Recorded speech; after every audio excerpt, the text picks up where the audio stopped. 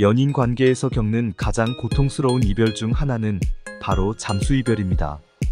이는 상대방이 아무런 설명 없이 갑자기 연락을 끊어버리는 행위를 말합니다.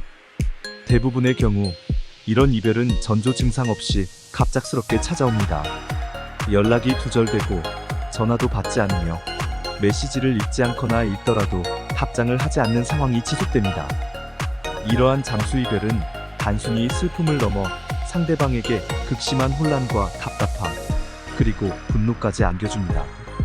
무엇이 잘못되었는지, 왜 이런 상황이 벌어졌는지 알 수 없기 때문입니다. 이는 관계의 종말을 고하는 가장 비정한 방식 중 하나로 여겨집니다. 잠수 이별의 유형은 크게 4가지로 분류할 수 있습니다.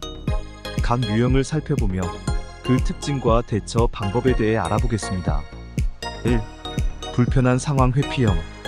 이 유형은 개인적인 심경 변화로 인해 관계를 끝내고 싶지만 직접적인 대면을 피하고자 하는 경우입니다.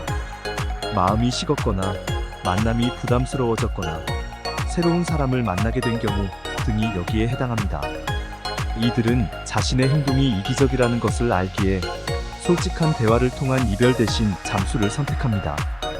이런 유형의 사람들은 평소에 말과 행동이 일치하지 않는 경우가 많습니다. 겉으로는 헌신적이고 의리 있는 척하지만 실제로는 자신의 이익을 최우선으로 생각합니다. 그들은 현실에서 자신의 말을 지키기 어려워지면 곧바로 도망칩니다. 인간은 본질적으로 자기중심적인 존재이기 때문에 누군가가 지나치게 이타적인 말을 한다면 오히려 의심해 볼 필요가 있습니다. 너를 위해 무엇이든 하겠다와 같은 과장된 표현은 실제 행동으로 이어지기 어렵기 때문입니다. 2. 개인적 문제로 인한 회피형. 이 유형은 개인적인 어려움이나 문제로 인해 관계를 유지하기 힘들어하는 경우입니다. 예를 들어 사업 실패, 실직 외모, 변화 또는 심각한 개인적 고민 등으로 인해 상대방을 만나기 어려워하는 상황입니다. 이들은 자신의 문제가 드러나는 것을 부끄러워하거나 혹은 개인적인 문제에 집중하고 싶어 상대방을 피하게 됩니다. 하지만 이러한 행동은 매우 비겁한 선택입니다. 아무리 어려운 상황이라도 상대방에게 정직하게 상황을 설명하고 이별을 고하는 것이 올바른 태도입니다. 최소한 상대방이 상황을 이해하고 마음의 정리를 할 수 있도록 해주어야 합니다. 이런 유형의 사람들은 자신의 입장이 불리해질 때마다 반복적으로 잠수를 탈 가능성이 높습니다. 따라서 이러한 행동을 보이는 사람과는 관계를 재고해 볼 필요가 있습니다. 3. 노력 회피형. 이 유형은 주로 관계 초기나 가벼운 단계에서 나타납니다. 이들은 관계 유지에 필요한 노력과 투자를 최소화하려고 합니다. 감정 조율, 시간 투자, 경제적 부담 등 관계 유지에 필요한 다양한 요소들을 귀찮아하거나 부담스러워합니다. 처음에는 쉽고 편한 관계를 기대했지만 실제로 관계가 발전하면서 예상보다 많은 노력이 필요하다는 것을 깨닫게 됩니다. 이때 관계 유지에 대한 부담감을 느껴 갑자기 연락을 끊어버리는 것입니다. 이런 유형의 사람들은 관계에 대한 충분한 준비가 되어 있지 않거나 상대방에 대한 진지한 고민 없이 관계를 시작한 경우가 많습니다. 따라서 관계 초기부터 상대방의 태도와 행동을 주의 깊게 관찰하는 것이 중요합니다. 4.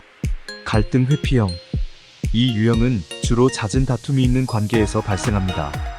지속적인 갈등으로 인해 관계에 지쳐버린 경우 또는 더 이상 상대방과 소통이 불가능하다고 판단했을 때 나타납니다.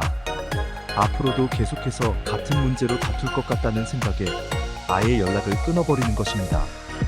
이 경우에는 잠수를 당한 쪽에도 일정 부분 책임이 있을 수 있습니다. 사소한 문제로 인한 가벼운 다툼이 아니라면 자신의 행동을 돌아볼 필요가 있습니다. 지나치게 고집을 부리거나 상대방의 입장을 고려하지 않고 일방적으로 자신의 주장만 내세우지는 않았는지 생각해봐야 합니다. 이러한 4가지 잠수 유형은 비단 연인 관계에서뿐만 아니라 친구, 가족, 직장 동료 등 다양한 인간관계에서도 나타날 수 있습니다. 어떤 유형이든 관계에 있어 성숙하지 못한 태도를 보여주는 것입니다. 잠수 이별을 당했을 때의 대처 방법에 대해 생각해봅시다. 먼저 더 이상 상대방의 행동 때문에 혼란스러워하거나 괴로워하지 않는 것이 중요합니다.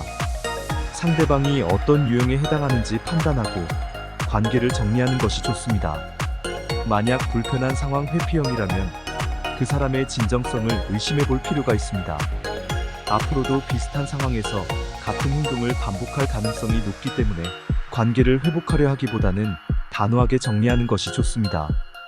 개인적 문제로 인한 회피형의 경우 상대방의 상황을 이해하려 노력할 수는 있지만 그들의 행동을 정당화해서는 안 됩니다. 어떤 상황에서도 최소한의 설명은 필요합니다.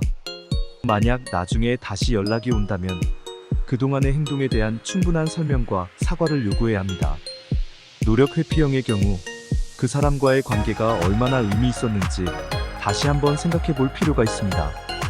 관계에 충분한 노력을 기울이지 않으려는 사람과는 건강한 관계를 유지하기 어렵습니다. 이런 유형의 사람과는 관계를 정리하고 더 성숙한 사람을 만나는 것이 좋습니다. 갈등 회피형의 경우 자신의 행동을 돌아보는 기회로 삼을 수 있습니다. 상대방의 잠수가 정당화될 수는 없지만 관계에서의 자신의 역할과 태도를 재고해 볼 수 있습니다. 이를 통해 앞으로의 관계에서 더 나은 모습을 보일 수 있을 것입니다. 마지막으로 만약 자신이 잠수를 타는 쪽이라면 이러한 행동이 얼마나 상대방에게 상처를 줄 수 있는지 깊이 생각해 보아야 합니다. 관계에 있어 더욱 성숙한 태도를 가지고 어려운 상황이나 감정을 직접적으로 소통하는 방법을 배워나가야 합니다. 잠수 이별은 결코 바람직한 이별 방식이 아닙니다. 그러나 이런 경험을 통해 우리는 더 나은 관계를 위한 교훈을 얻을 수 있습니다. 상대방을 존중하고 솔직한 소통을 하며 관계에 필요한 노력을 기꺼이 투자하는 자세가 중요합니다. 이를 통해 우리는 더 건강하고 성숙한 관계를 만들어 나갈 수 있을 것입니다. 이상 마치겠습니다. 모두들 건승하시고 구독, 좋아요 부탁드립니다.